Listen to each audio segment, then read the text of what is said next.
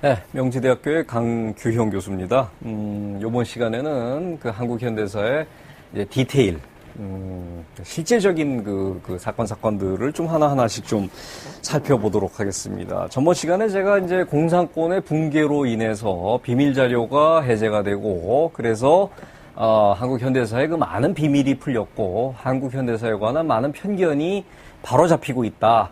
하지만 한국 국사학계는 이런 것들을 충분히 잘 반영을 하지 못하고 있고, 특히 역사 교육계와 교육 현장에서 이런 것이 참 큰 문제를 야기하고 있다, 그런 얘기를 했는데, 제일 먼저 얘기할 수 있는 것은 바로 6.25 전쟁이죠. 그래서 6.25 전쟁은 이게 자연 발생적인 거고 어쩌고 저쩌고 북침이고 그 남침을 유도했고 에치스 라인으로 이런 가설들이 이제는 다 없어지게 되고, 6.25 전쟁의 그 문서들이 1993년도에 처음 발견이 되면서 캐서린 웨더스비, 당시 그 플로리다 주립대 교수로 있었는데 한러 관계사, 한소 관계사를 전공하는 교수였어요. 그래서 소련의 그 비밀 문서고에서 여기에 대한 결정적인 문서가 나오면서 줄줄이 나오게 됩니다. 그래서 6.25 전쟁이라고 하는 게 김일성과 스탈린에 의해서 면밀히 계획이 되고, 마오의 모택동의 그 도움을 받아가지고 집행이 된 사건이라는 것을 이미 오래전에 1993년이면 이제 상당히 오래전에 규명이 된 사건입니다. 그런데 제가 하나 정말 충격적인 일이 있었는데, 2년 전에 중등학교 교원, 중고등학교 교사들 연수를 했었거든요, 여름방학 때. 그래서 소련 문서로 본 6.25 전쟁의 기원이라고 하는 강의를 했는데, 너무나 당연한 얘기를 했어요, 세계 학계에 있어서. 그랬더니 100여 명이 넘는 선생님들이 다 처음 들어본 얘기다, 충격이다. 제가 당신들이 학교에서 배웠던 거, 사회 나와서 학생들에게 가르치는 거, 내가 아직도 알고 있는 거와 정반대 얘기다, 이런 얘기를 하시는 걸 보고 제가 대단한 충격을 받았습니다. 그래서 인터넷을 통해서 문서들 보여드리고, 거기에 관한 기사들 보여드리고 그랬더니 막 당황해하면서 한 남자 선생님분이 소련 문서 저거 위조된 거 아닙니까? 라는 얘기를 하는데, 이게 왜 이런 정말 지체 현상이 일어나게 되는가? 그것은 아까 말씀드린 수종주의 사관의 영향이 너무나 컸고, 그리고 거기서 탈피하려고 하는 노력이 적었습니다. 그래서 옛날 자기가 갖고 있었던 것을 버리는 건 참 힘들어요. 그거를 극복하는 건 참 힘듭니다. 그런데 그런 과정들을 지금 거치질 않았다, 그렇게 얘기를 할 수가 있겠습니다. 그래서 6.25 전쟁에 관해서는 제가 따로, 워낙 중요한 사건이기 때문에 따로 띄어서 제가 나중에 좀 얘기를 하도록 하고, 일단은 다음 주제인 단정과 분단에 관한 얘기를 좀 하도록 하겠습니다. 한국의 거의 모든 한국사 근현대사 교과서는 분단의 원인을 이승만의 정읍 발언 또는 이제 남쪽 미국에 전가를 하고 있습니다. 그거는 거의 예외가 없습니다. 그런데 과연 그런가? 그게 이제 소련 비밀 문서가 나오게 되면서 그렇지 않다라고 하는 게 너무나 확연하게 밝혀졌기 때문에, 이제는 세계학계에서 그런 얘기를 하면은 사실 창피를 당해요.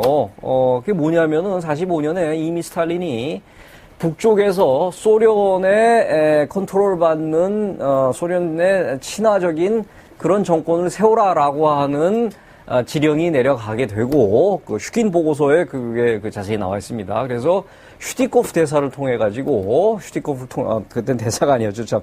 슈티코프를 통해 가지고 김일성에게 전달이 돼서 실제적으로 46년 2월에 임시인민위원회가 구성이 됩니다. 이건 사실상의 정부입니다. 김일성을 수반으로 하는. 그리고 그 다음 달에 토지개혁을 단행을 하게 되는데, 이 토지개혁이 상당히 급진적인 형태로 이루어지게 됩니다. 그래서 단정과 분단에 관한 얘기로 가게 되면은, 이미 소련과 북쪽에서는 단정과 분단에 대한 시도와 집행이 이루어졌고, 그리고 이승만 박사의 정읍 발언이라고 하는 것은 이승만 박사가 워낙 국제 정세를 잘 알고 있었던 분이기 때문에 이런 것을 간파를 하고 남쪽만이라도 우리가 공산 전체주의의 치하에서 벗어나야 된다라고 하는 생각에서 나온 게 바로 정읍 발언이라고 이렇게 그 해석이 돼야 옳습니다. 그리고 펜실베니아대 이정식 교수님이 쓴 책이나 어떤 공개한 자료들을 보면은 또 확연히 드러나는 게 뭐냐면은 중국 내전, 국공 내전에 있어서 이미 38선 이북은 공산군의 후방기지로서 이용이 됐습니다.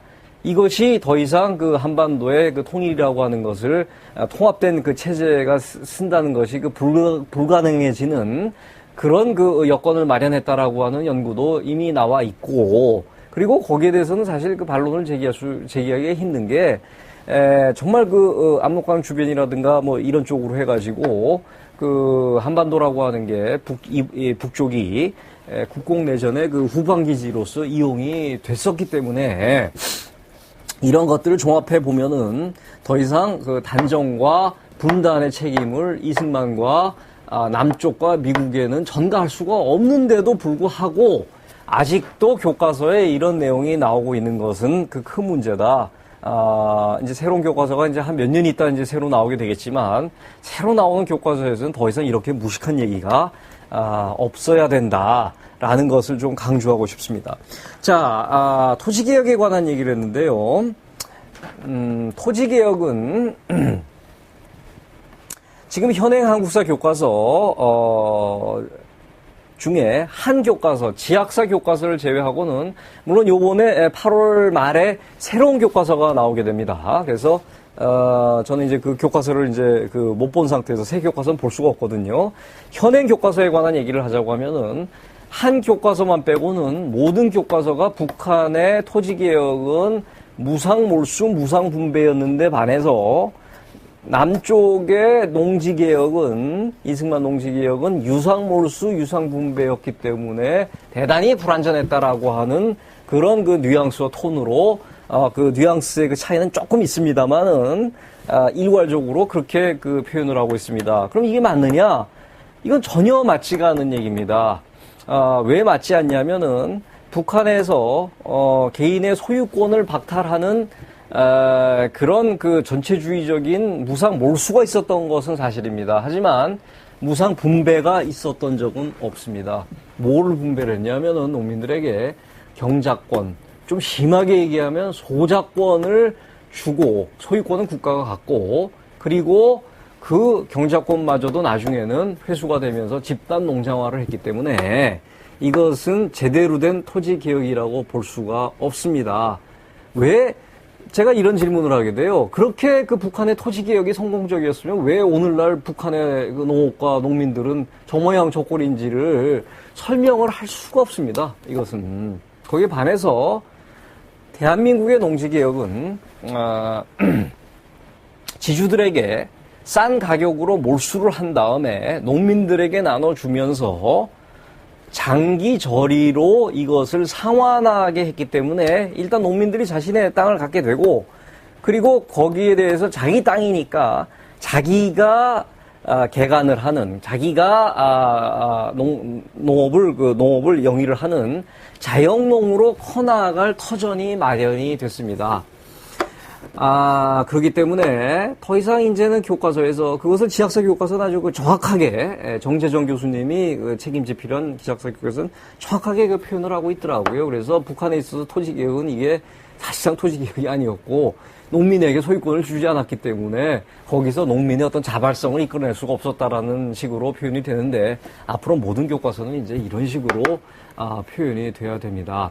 그래서 좀 정리를 하자고 하면은 대한민국에 있어서 농지개혁이라고 하는 것은 이건 세계사적 사건이었다. 왜?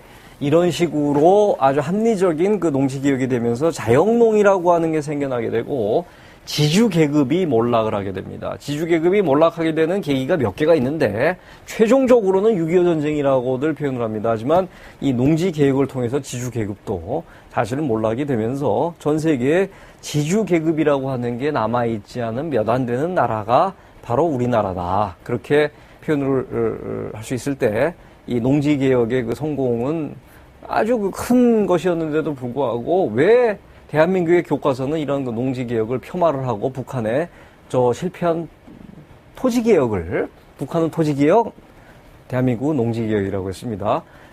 그거를 그렇게 긍정적으로 평가를 하는지 이제는 이해할 수가 없습니다. 거기에 대해서는. 그래서 이것도 역시 그 바뀌어져야 된다라는 것을 말씀드리면서 하나 더 제가 얘기를 한다고 하면은 자, 필리핀과 한국의 비교를 좀 해보겠습니다. 필리핀은 우리나라보다 1인당 국민소득이 딱 3배였던 나라고, 지금 보면 그 장축체육관이라든가 지금 대한민국 그 역사박물관이 있는 그 부흥부 자리, 경제기획원 자리였죠.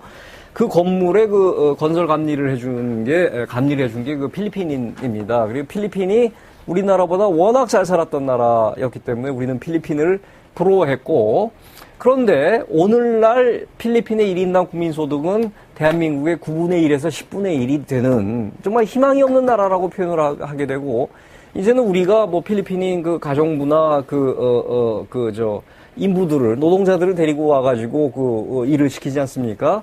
그런 거 역전 현상이 일어나게 됐는데, 제가 봤을 때는 이 역전 현상이 일어난 가장 큰 이유 중에 하나가 필리핀은 토지 개혁을 하지를 못했습니다.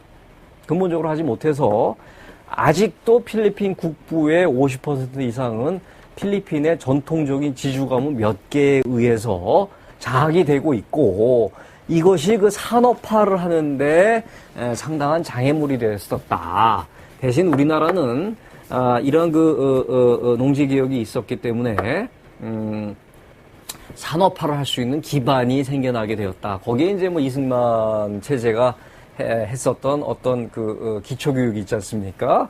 거기서 이제 문맹률을 확 낮추면서 배운 국민으로 만들었다라고 하는 거, 이런 것이 그 산업화의 그 기반이 됐다라고 하는 것을 이제는 좀 서술이라도 좀 하자. 이것이 제가 주장하고 싶은 내용 중에 하나입니다. 그래서 제가 단종과 분단, 그리고 토지개혁, 그리고 이제 6.25 전쟁에 관한 얘기를 일단 좀 얘기를 했지만, 이러한 것에 대해서 이미 실증적인 자료도 다 나와 있고 연구 결과도 나와 있는데 왜 아직도 80년대식 그런 사관에 우리가 함몰이 되어 있는가? 왜 아직도 브루스 커밍스라고 하면은 그냥 뭐 신주단지 모시듯 하면서 그 잘못된 그 논리 체계. 브루스 커밍스는 뭐 49년인가요? 50년 그때 그 김일성이 모스크바에 가지 않았을 것이다. 뭐 그런 얘기를 아주 당당하게 얘기를 했어요, 책에서.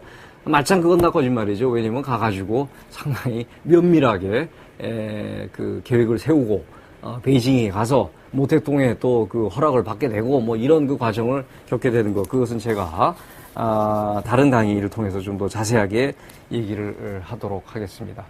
자, 이렇게 이런 자료들이 무수히 쏟아지면서 이런 또 연구가 축적이 되면서 이런 문제들에 대한 국제학계 평가는 끝났습니다.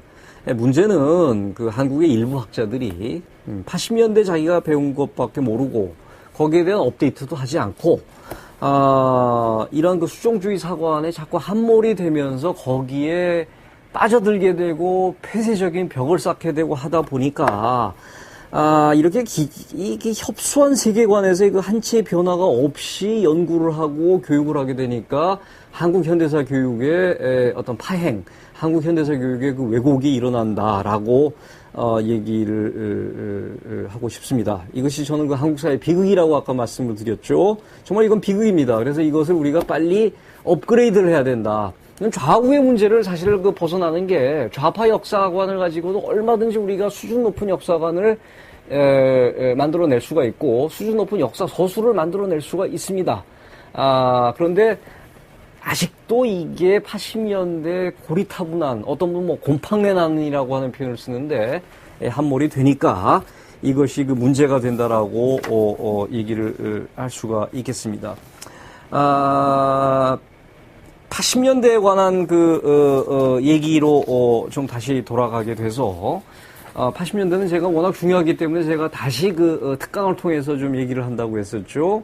이 시기가 재밌었던 게 대외적으로는 경제적으로는 한국이 아주 고도 성장을 다시 한번 하게 되는 뭐 단군 이래 최고의 그 호황이라고 하죠. 그러고 88 올림픽의 그 유치와 개최, 그리고 냉전 해체가 되면서 공산권이 몰락이 되면서 대한민국이라고 하는 존재는 세계에서 더 커지게 되고 대외적인 평가나 이런 것은 높아지게 되고 발전을 하게 되는 그런 과정을 거치게 되는데, 재밌게도 대내적으로는 전두환 체제에 대한 부정, 분노, 불신, 그리고 더 나아가서는 대한민국 체제 자체에 대한 그 부정으로 흘렀다라고 하는 이 두 가지가 아주